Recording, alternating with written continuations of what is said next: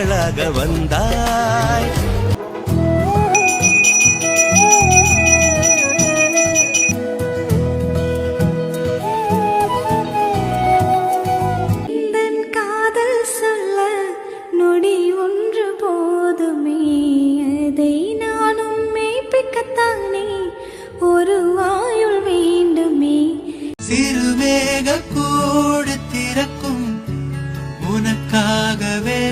தனிக்கு பார்த்தீங்கன்னா சேவல் கூவி எந்திரிச்சவங்களை விட நாங்கள் கூவி எந்திரிச்சவங்க தானுங்க அதிகம். வெறும் சூரியனுக்கு முன்னாடி விட்டுட்டு கிளம்பியாச்சு.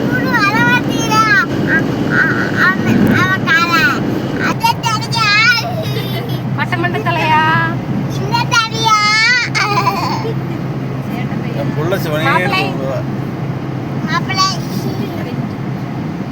எல்லாரும் வெடி கிளம்பி வெடியால் கோயிலுக்கு வந்தாச்சுங்க.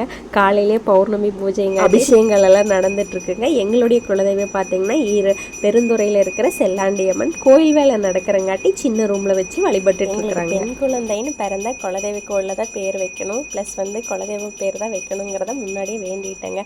ஏன்னா குலதெய்வ சாமதே எங்களுக்கு பெண் குழந்தை பிறக்க போகிற மாதிரி ஒரு சிக்னலை தந்தாங்க. எப்படிங்க மறக்க முடியும்?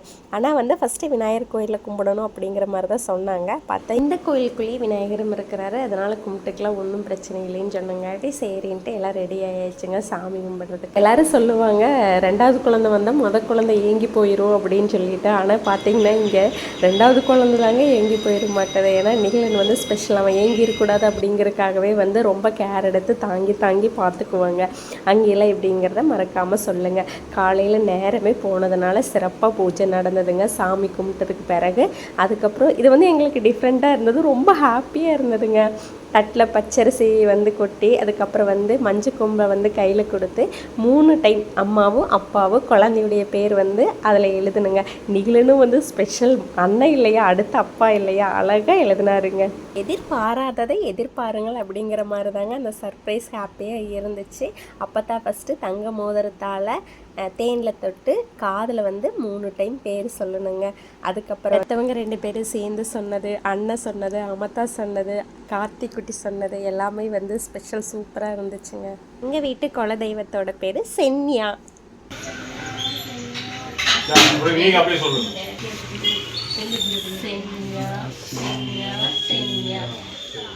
பேர் வச்சதுக்கு பிறகு கலெக்ஷனை பார்த்தாச்சுங்க.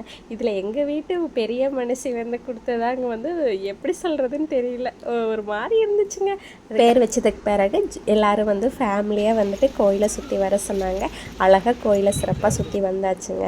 நிகழனுக்கெல்லாம் பேர் வச்சப்போ பார்த்தீங்கன்னா பெரிய பத்தா மடியில் விநாயகர் கோயிலில் 3 கால் முக்காலி போட்டு உட்கார வச்சு பேர் வைப்பாங்க. அதான் அந்த கால மெத்தட் அப்படின்னு சொல்லிட்டு சொன்னாங்க. இது நாங்கள் வேண்டியிருந்தனாலேயே என்னமோ இந்த மாதிரி மெத்தடு எங்களுக்கு சர்ப்ரைஸ் அண்ட் ஹாப்பியாக இருந்துச்சுங்க. அவ்வளோதான் சிறப்பாக சாமி கும்பிட்டாச்சு. சாமிகிட்ட நம்ம செல்லக்குட்டியை கொடுத்து ஆசீர்வாதமும் வாங்கியாச்சுங்க. அப்புறம் கேளுங்க, பிரசாதத்தை வாங்கணுமோ வாங்கலையே, எங்கூட்டு மச்ச வண்டியை பூட்டி ஓட்டணும் மாதிரி ஓட்டியாச்சுங்க. வண்டியை பையனை ஸ்கூலுக்கு அனுப்பணும், நான் கம்பெனிக்கு போகணும்னு சொல்லிட்டு ஃபாஸ்ட் கொண்டு வீட்டில் விட்டுட்டாருங்க. சிறப்பாக இருந்தது அந்த டே. எங்கள் வீடியோ பிடிச்சிருந்தா லைக் பண்ணுங்கள், ஷேர் பண்ணுங்கள். ஸ்கூல் போகலாமா தாங்க இன்னைக்கு? ஏன் தங்க ஸ்கூல் இன்னைக்கு போகணும் இல்லடா? பேர் வச்சுட்டு வந்துட்டு போகலாம்.